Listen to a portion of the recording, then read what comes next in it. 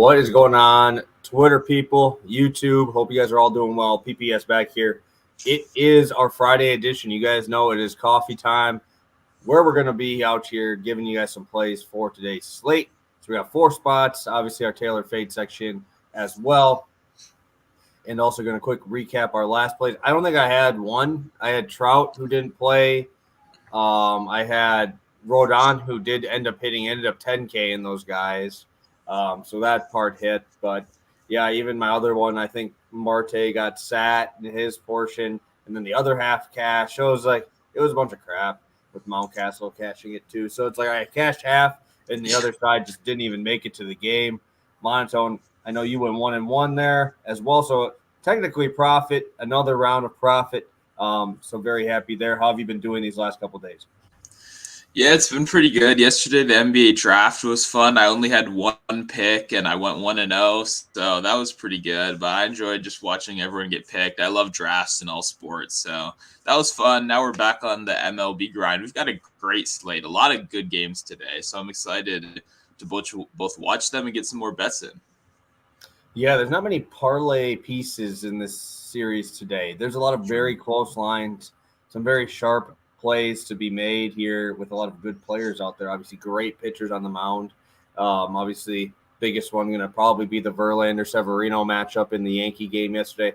Luckily, I ended up sweeping the Astros-Yankee game yesterday with my boy Framber, who's my dude.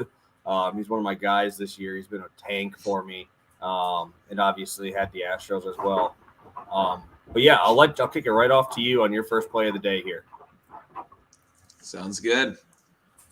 We're going with Paul Goldschmidt over 1.5 total bases. This was my first look of the day. Locked this one in at about midnight last night. Was very surprised we're getting this number. I was expecting -125, so anything better than -125 is something that I would be playing it at.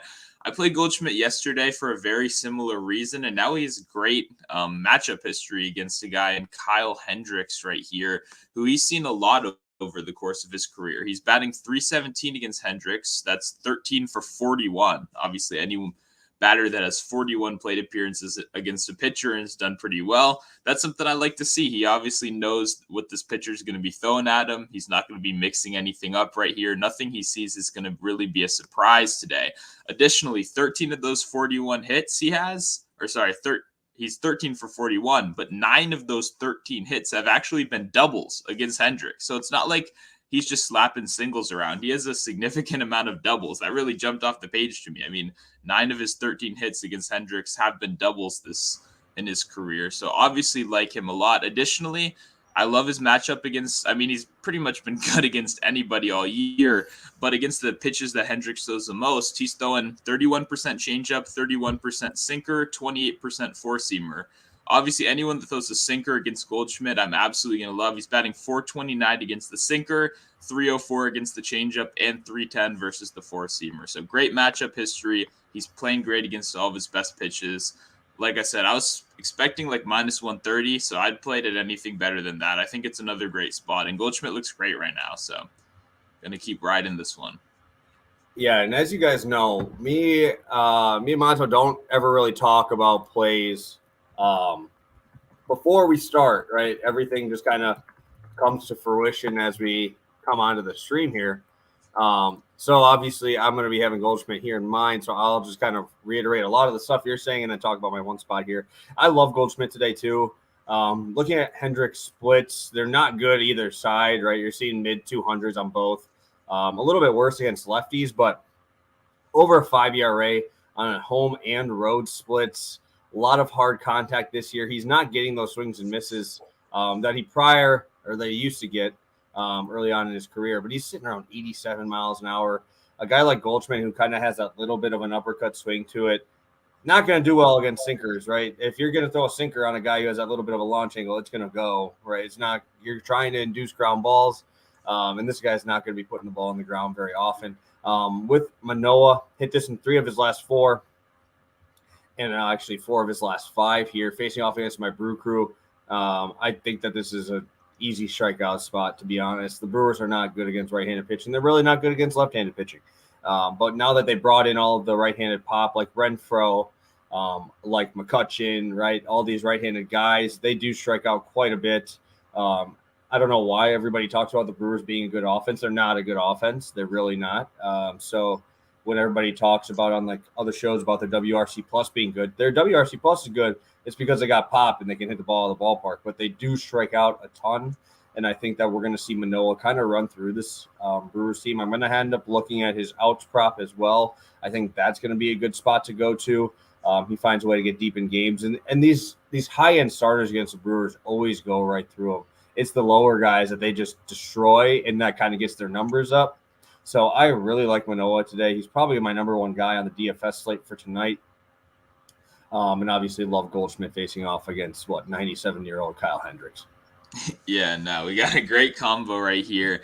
And I like Manoah too. I actually was thinking about the outs before we got on the show. Obviously, it's 8:30 in the morning. I was like, I'll think on this one for a little bit more. But pretty much like you said, most of these top-end guys, I mean, Manoah has absolutely nasty stuff. This guy's going to be in the league for a while. But especially against a Brewers team that it's really kind of struggling to establish themselves on offense this season. Even though they have been doing a little bit better recently, it's still a tough or a great matchup for Manoah, a tough matchup for the Brewers. So I talked about Goldschmidt. Absolutely love it. Man, when I see 9 of his 13 hits are doubles against him, that's pretty crazy. Like a guy hitting 300, 9 of those hits are doubles.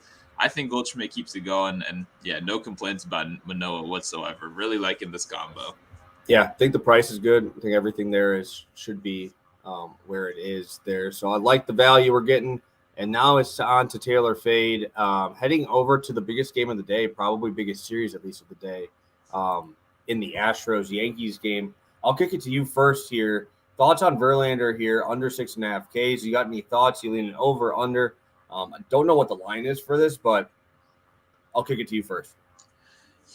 Yeah, this is an interesting one because obviously first thought is, Yankees offense is great, but there are plenty of strikeouts. And I mean, Verlander has some pretty good history against these Yankees too. If you look through the baseball Savant page, you got a Gallo. I think he's like 3 for 31 against Verlander, something like that. So it's very interesting. But on the other end, Verlander strikeouts have definitely been down over the last couple of weeks. That's always someone I kind of look at and I go, oh, yeah, I definitely want to play Verlander case today. And then you look a little deeper and the hit rate isn't quite where you'd expect it to be, especially I believe it was only 5.5 last game, too. So I think I was going to come in here and fade, but I actually think I'm going to tail this one. I think, a popular under doesn't happen too often, but I could see it right here, especially the Yankees bats could get hot at any single minute and Verlander could be out the game. Obviously, I think he bounces back. He had a poor outing last time. Verlander doesn't have back-to-back poor outings too often, but for him, a good outing doesn't have to be a 7-strikeout game. So I'm going to tail this one, but this is a very cautious tail for sure. I am actually in the same exact boat. Like I said, I had Framber Valdez pretty heavy yesterday in his outs, and I had the Astros first 5. And I wasn't expecting them to go yard off Framber. He throws that bowling ball and that really good curveball, and he ended up giving up a homer in the first inning. But we've seen this happen in so many Verlander starts where his first inning is shit, just like Framber's was. But I don't know if you watched the whole game. Framber Valdez ended up 6 innings pitched, 6 or 7 strikeouts, and I think only 3 of the base runners the rest of the game. So when you're a team that relies on the home run ball as much as the Yankees do, you're obviously going to have a lot of strikeouts in there. But I think that Verlander has a chance to get here. I am not going to play this. I'm 100%. This line is sharp. I'm not going to be on anything. But if I had to, I think I do lean a little bit to this over. I think this would be plus money if I would guess right.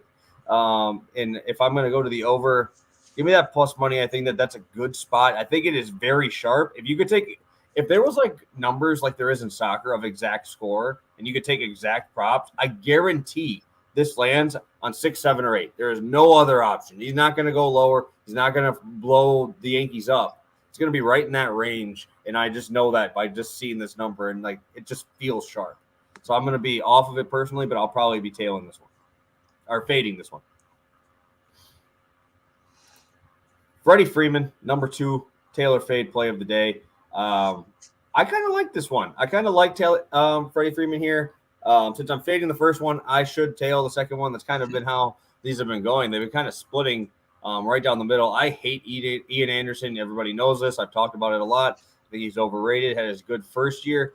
but a guy who's just relying strictly on fastball changeup pretty much. He has really almost got rid of his curveball.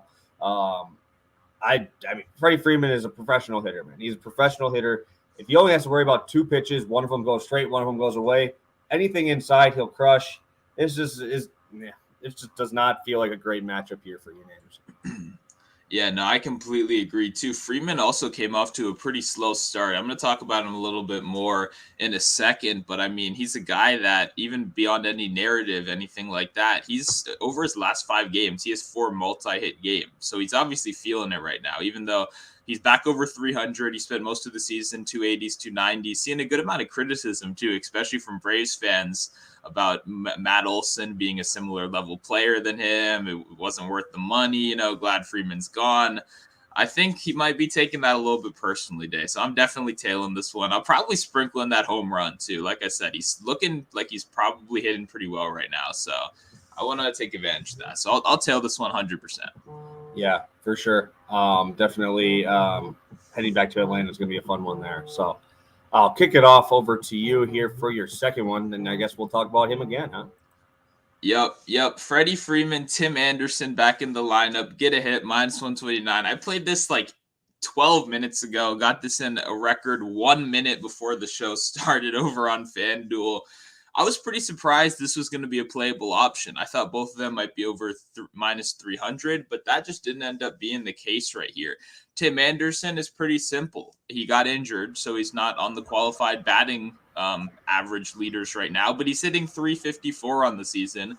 Before he went out for those couple weeks, he was leading the league in hits, leading the league in multi-hit games. Guy is extremely consistent. His total bases is even juiced at -140. That's what I was actually going to come in here and play. Anderson has a great matchup. It looked like he's going to be Brandish at first, but he got scratched, I believe. Now it's your boy. Washington. It's your boy. What? It's your guy right here, isn't it? Yeah, it's Washington Nationals legend Austin Voth. And for those that don't know Austin Voth, if you go back to pitchers with enough innings, he leads the league in ERA dating back to 2020, whether that's as a starter, as a bullpen guy. This guy has been consistently bad over the course of his career, and I've gotten to watch all of it. So absolutely excited for Tim Anderson to take advantage of that one.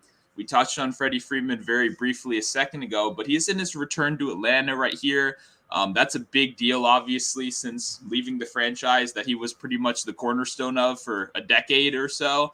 So Freeman obviously going to have a lot of emotion coming back home, and he's finally hitting his stride in perfect time. Like I said, 4 multi-hit games in his last 5 games. Finally looking really good. Up over 310 now, I believe. He's hitting over 300 against right-handed pitching. And like you said, any kind of pitcher where you really have a limited arsenal, a guy like Freddie Freeman, who's such an experienced hitter, such a versatile hitter, I'm going to take that matchup 10 out of 10 times. So very surprised this was playable. Got this one in right before the show started, and I really like the combination between these two guys.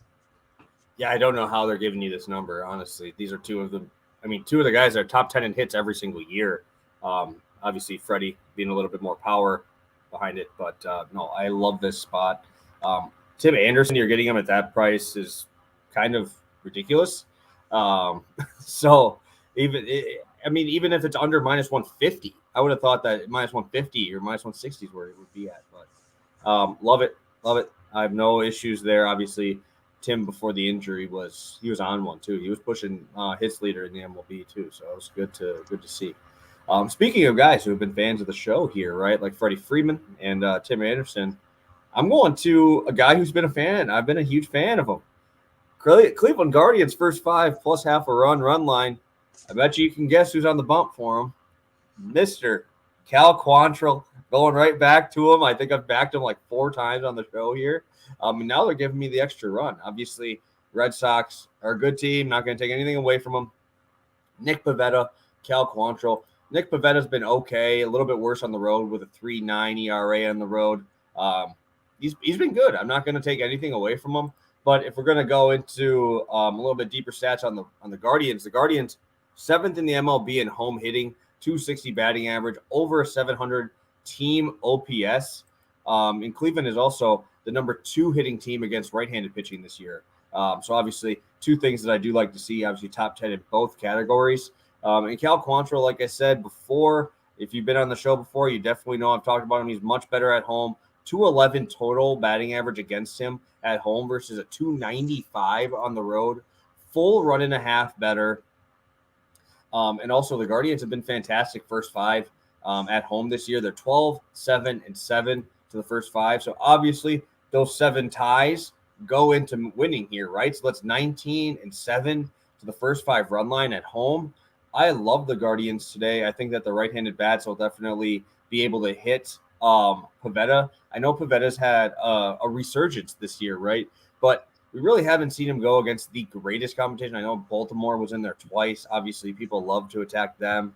And Pivetta's really, really, really hit or miss. So by the first or second inning, you will know what this game will look like. You can live bet this over if you see Pivetta struggle. You can live bet the Guardians money line if you just see that curveball not landing. Because if he's not getting about 1 to 3 inches off the plate and that curveball to land, he is going to get absolutely destroyed today. And I think the Guardians will be the team to do it.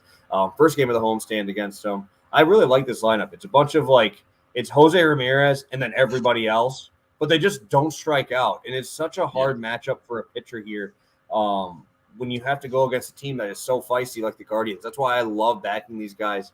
They're just, gritty, right? They're grit and grinders of the MLB. That's what they are, right? That's how they approach the game.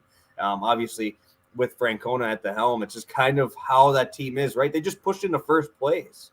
Who would have thought this team with this roster construction would be in first place? Give me the Guardians taking down the Red Sox today. Let's do it.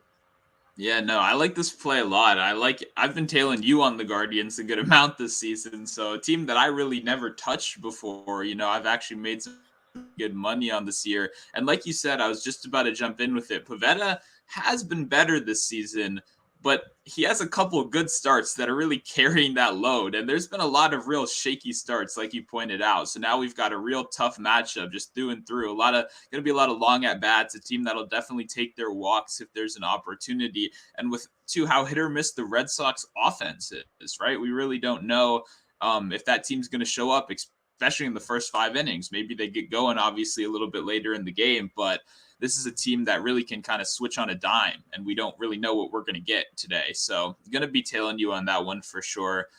Guardians have been good to us this year, so let's keep it going. Yeah, no, I don't know why I decided to back them, but they've been doing good for me. So make sure we got that on the bottom for you guys. That is our full plays for today, 4 of them. We can actually get right into our recap. I don't think we have any other questions in here. Obviously, thank you. I don't think I mentioned who was all in here already earlier in the show. Minus 500 SGPs. That's crazy. We got Dan in the chat.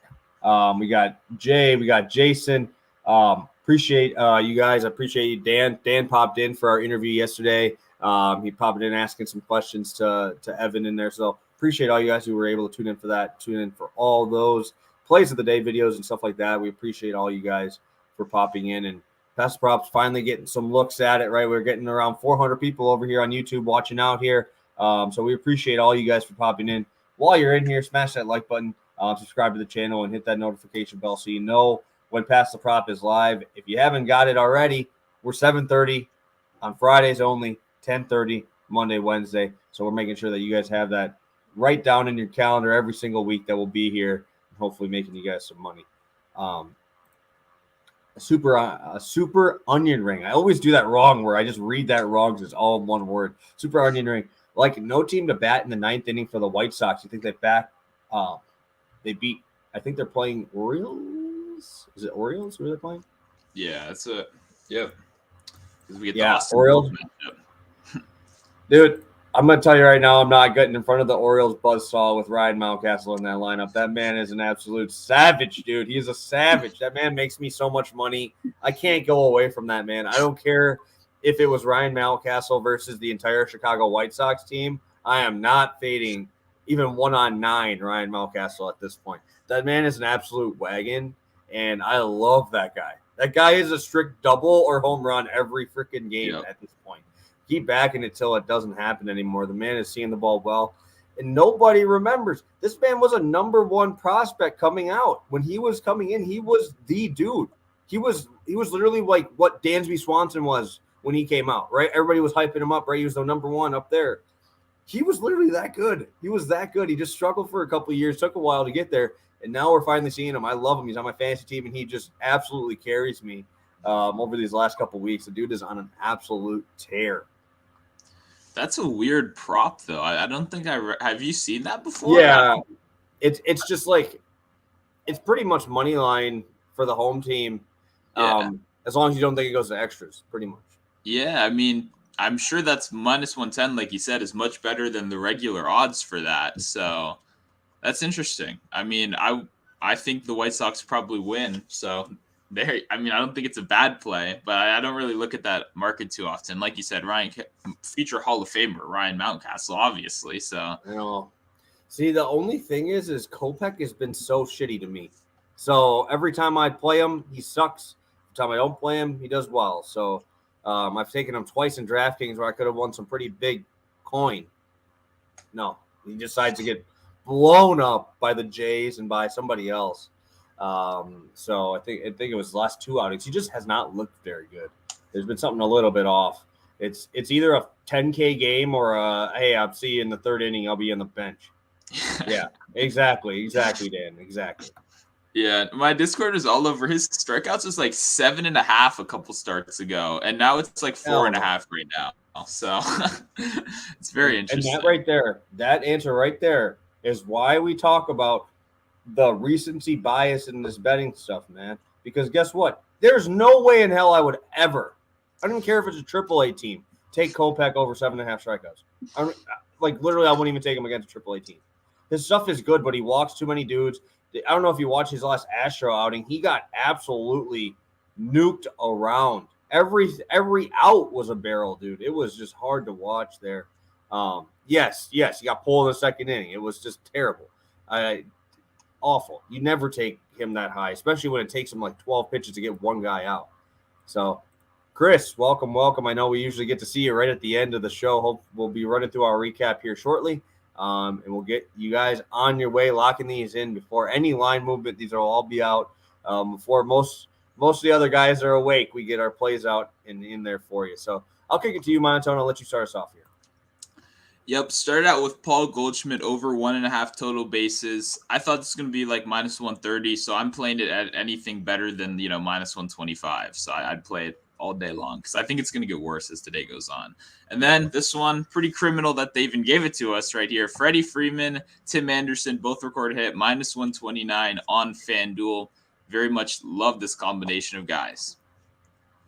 Taylor fade. I'm going to tail, but like we both said, very cautiously. I think I could really see him getting there. This is a tough one. I'm going to tail the high under just because I think when it's 6.5, especially this one's plus money, so on the over, and some books even have 5.5. I checked while we were talking. So I'm gonna tail this one, but very cautiously. And then Freddie Freeman, obviously tailing over 1.5 total bases in his return to Atlanta. Perfect. I'll be on the Guardians first 5 plus half a run on the run line there.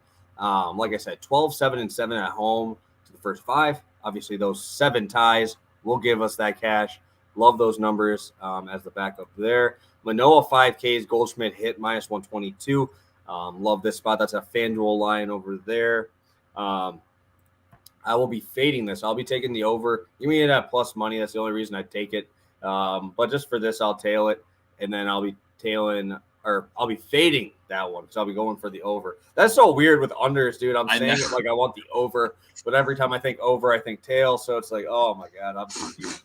So I am on the over for Verlander, and I'm on the over for Freeman. So I'll be fading the under for Verlander, tailing Freddie Freeman here. Monotone, we're right at that 25-minute mark, like always. Perfect timing.